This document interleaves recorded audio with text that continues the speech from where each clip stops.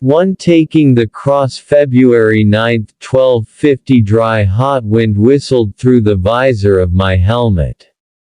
Sand clung to every part of my body, and the rancid smell of death lingered in the air. I heard groaning from not far off and the sound of someone sobbing. The memory of how I had got here evaded me. My head ached, a deep throb, my throat dry and painful. My face plate was dented in, it pressed against my forehead. I tried to open my eyes. The sun filtering in through my warped visor blinded me. My back felt damp, I thought it was sweat from the God-forsaken heat. March 14, 1245. Mass had begun. Light poured in through the stained glass windows of the cathedral. We stood and sung the ritual hymns, haunting as it echoed from the walls. The old and wrinkled priest shuffled his way up to the dais. He began his homily. He spoke of the Saracens. A horde of them had surged from the desert and swarmed over the Holy Land like a plague of locusts. They had massacred the Christians, put grand churches to the torch. They had taken the Holy Land. Fury had overtaken me. How dare they? It was an insult not only to Christendom, but to those Christians who had spent their blood to claim it. Rumor spread that Louis IX, King of France, was to launch a crusade on the Holy Land, and drive the Saracen hordes back into the desert. I remember the smile on my face that day. I knew the path the Lord had chosen for me. I was to fight, for God and King. February 9, 1250. I tried to think of how long I had laid here. I had to find the remnants of the army. They would be making their way back to the main body in Cairo. I lifted myself up. Pain burnt through my lower body.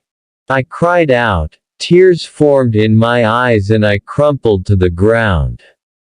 I decided to take a different approach. I lifted my arms and fumbled with my chin strap. My gauntlets made the attempts clumsy.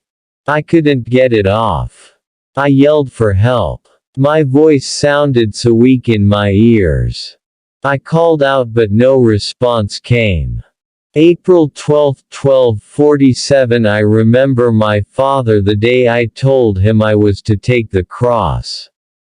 I could see the pride in his eyes. His son would become a crusader just like him. He told me tales of his crusade, the glory of taking Jerusalem, the Saracens fleeing before the soldiers of God. The Holy Land once again in the hands of the Christians. I was reassured in my decision. It was any good Christian's duty. Paintings of the Saracens' atrocities filled France. Demonic figures wrapped in strange cloth with evil pointed beards, and their sharp and trustworthy eyes. Good Christian men and women flee in terror before them. February 9, 1250. I came in and out. Fever dreams plagued my mind. I saw the image of Christ hung bloody upon the cross. I saw all manner of devilry and trickery. Satan had come for me. He meant to claim me for my sins. I tried to get to my feet many times. Once in a moment of clarity I got to my knees and almost stood. Intense pain in my lower gut stopped me. I fell with a crunch.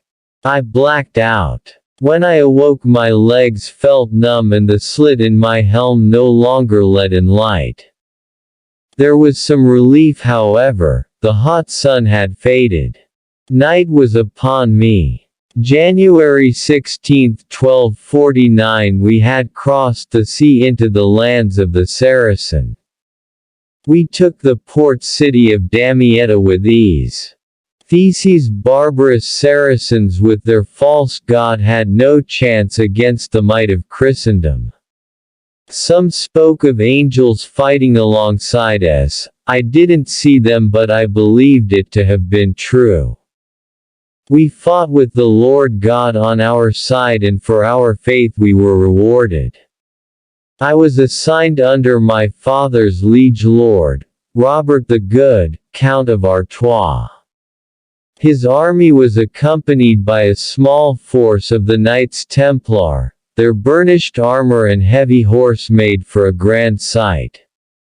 For our attack on Cairo, the Lord God did not look on us with favor. Our first venture in desert was a failure, were not prepared and were forced to retreat. A Saracen Christian came to Count Robert. He told us the Christians of this land support us. He told Count Robert of a Saracen leader's whereabouts. With his capture or death, we could do a great blow to the Saracen forces and turn the tides in our favor. We rode the desert in the night. We came upon the Saracen encampment by moonlight. The camp was not just soldiers, there were women and children. They were Muhammadans. Even so, what I have done bothers me greatly. I saw not the glory of God in our actions, but something else entirely. The blood and carnage of that day still haunts me. I pray to the Lord God and Jesus Christ to give me clarity. February 10, 1250. I awoke to heat. The sun had come to greet me. I felt like death, my body ached, my mind dulled and sluggish. No one had come to my call or my aid. My throat was dry and aching. How long had it been since I had drank? My will failed and I wept. I don't know how long I laid there as I drifted in and out of consciousness. I woke to the sound of clinking armor and boots crunching in the sandy ground. I tried to call out, but in my fall my helmet had moved, my mouth now squashed by my visor. I heard sobbing and someone pleading, then a scream. I panicked. I pushed at my helmet and tried to force it loose. I didn't budge. I took a deep breath and calmed myself. I decided to take another approach and worked at my gauntlet to free my hands. I fumbled at the clasp to my helm. It came loose. The dint in my helmet ripped at forehead as I forced it loose. February 8, 1250. The Saracen guide told Count Robert of Al-Manshura, a town lightly garrisoned. We again rode upon it in the night. The gates stood ajar and Count Robert had us move in to seize the town. The town was empty and unguarded, or at least it had seemed so. A deep feeling of unease overcame me in the quiet of the town. There was something wrong. A horn broke the silence of the night. Saracen soldiers filed from the buildings. We were surrounded. They fell on us and we fought hard. I saw many of my fellow Christians fall. Our ranks scattered. Count Robert was nowhere to be found. We needed to get out. A Templar rallied and called for a charge. Those of us still horsed followed. We crashed into the men holding the gate. The fighting was thick, but the gate was cleared. Their forces still surrounded the town. A Templar found a weak spot in their ranks and charged. Many of us followed. As we came at them, I remember the spear coming for me. My horse falling away underneath, and then a sickly crunch. February 10, 1250. Blood trickles into my eyes from the deep cut my helmet caused. The moans and stench hit me strong. no longer shielded by the barrier of my helm. I look around, dead and dying men litter the battlefield. I prop myself up, the pain seemed to be numbing. What I see terrifies me. My legs splay sideways at an odd angle and a broken shaft of a spear juts from the middle of my stomach. It was not sweat that dampened my back, it's blood. I try to move my legs but nothing happens. I stare at my ruined body and cry.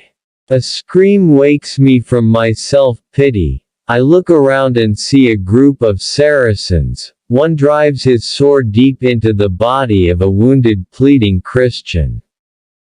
He casually bends to check the man's possessions before pulling his curved sword clean. One of the men wanders in my direction, a bloody sword in his hand. He sees me and I scramble trying to get away. I look wildly for a weapon but there are none close to me. My strength failing, I collapse. I am so weak, all I can do is lie here and watch his approach. He stands over me. I do not see rage or hatred in his eyes.